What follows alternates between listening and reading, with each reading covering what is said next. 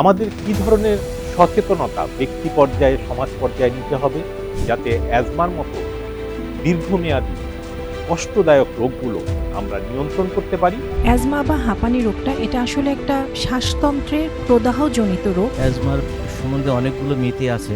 একজন লোক যে সারাক্ষণই শ্বাসকষ্টে ভুগবেন সেরকম না।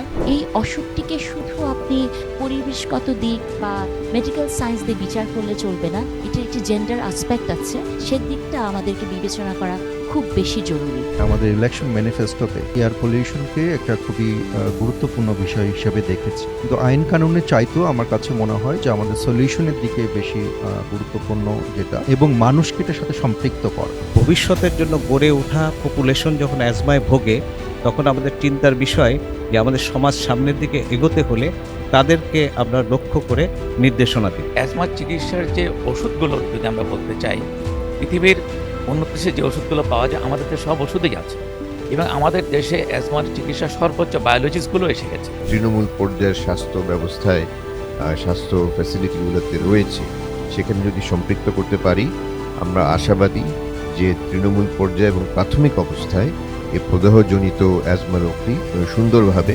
নিয়ন্ত্রণে আনা যাবে। আজকের এই আলোচনাটা অত্যন্ত প্রাণবন্ত এবং সঠিকভাবেই এই যে মাল্টি সেক্টরাল অ্যাপ্রোচ হেলথে দরকার সেই বিষয়টিকে তুলে ধরেছে।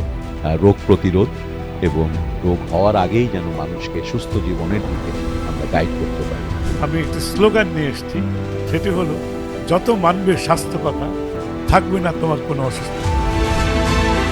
বিশ্ব অ্যাজমা দিবস 2026 উপলক্ষে এটিএন নিউজের এই বিশেষ আয়োজন দেখবেন 5 মে মঙ্গলবার বিকেল 5টার সংবাদের পর।